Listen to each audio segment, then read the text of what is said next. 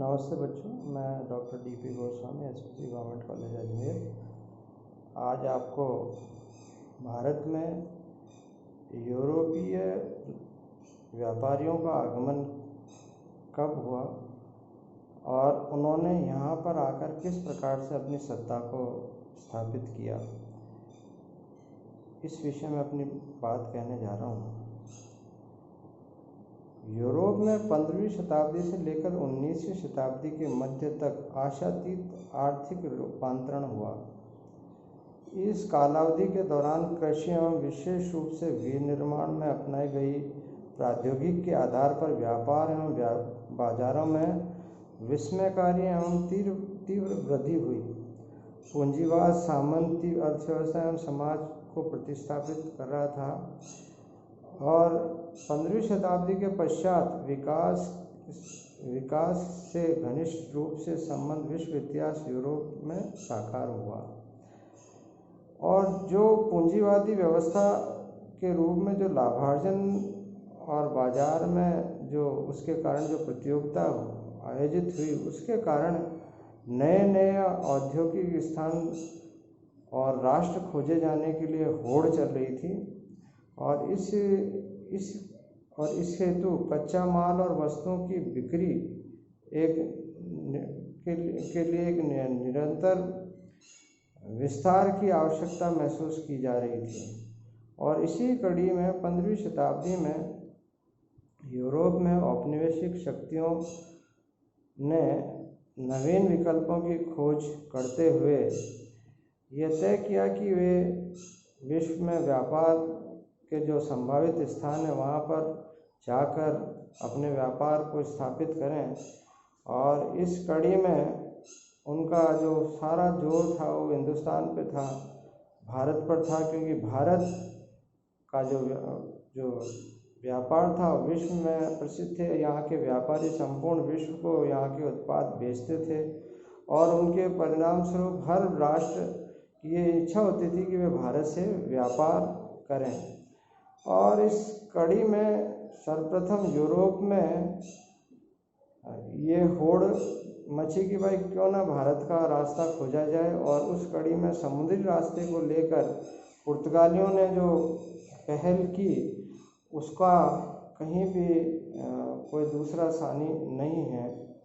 हालांकि Marco Polo ने 1254 से 1324 ईस्वी के मध्य चीन की यात्रा की और उसने अपने वृत्तांतों को बड़े रोचक ढंग से अपने राष्ट्र में लोगों को बताया।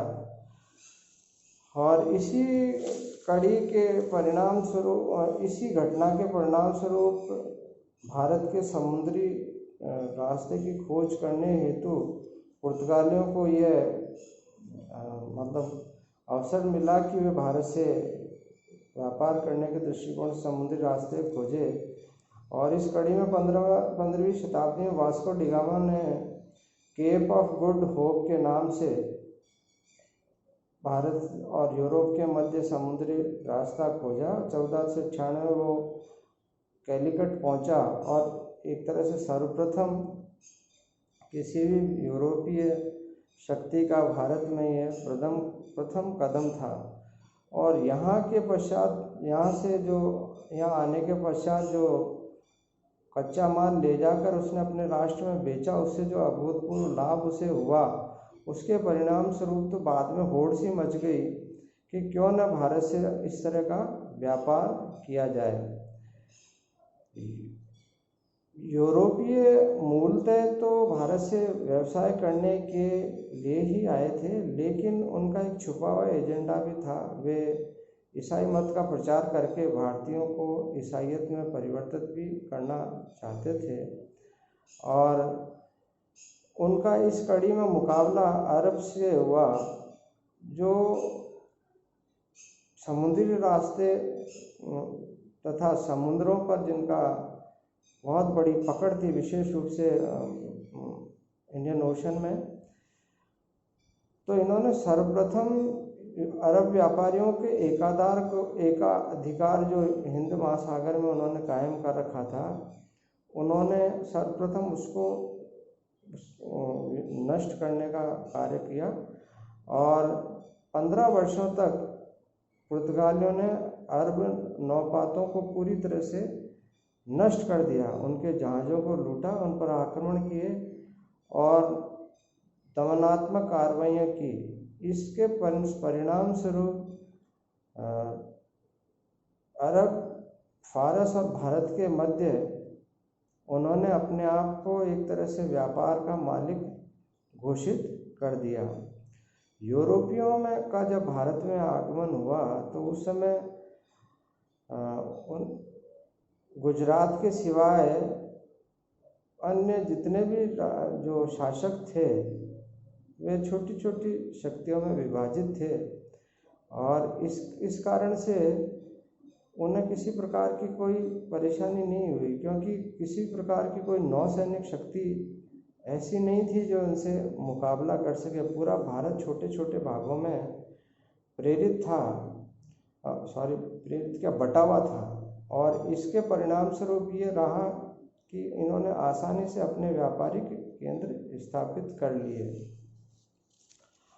और व्यापारिक केंद्र स्थापित करके इन्होंने भारत में एक तरह से अपना साम्राज्य ही स्थापित कर लिया, जिसका मैंने संपूर्ण विवरण जो मैंने अपना PDF शेयर किया है इसी वीडियो के साथ, उसमें किस प्रकार से यूरोपियों ने भारत में अपने राज्य को स्थापित करने में सफलता की, उनकी विस्तार की रणनीति क्या थी, गोवा पर कब्जा कब किया गया और उनका प्रशासनिक व्यवस्था क्या थी,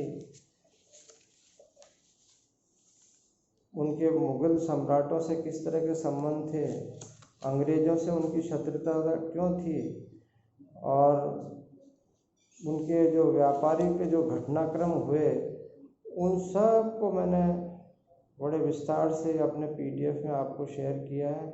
यहाँ तक कि उनका जो पतन जो हुआ वो क्यों नहीं आगे बढ़ पाए, ये भी एक बहुत महत्वपूर्ण प्रश्न है जिसको मैंने अपने PDF में शेयर किया है। आज बस इतना ही, कल हम कोई नया टॉपिक लेंगे। धन्यवाद।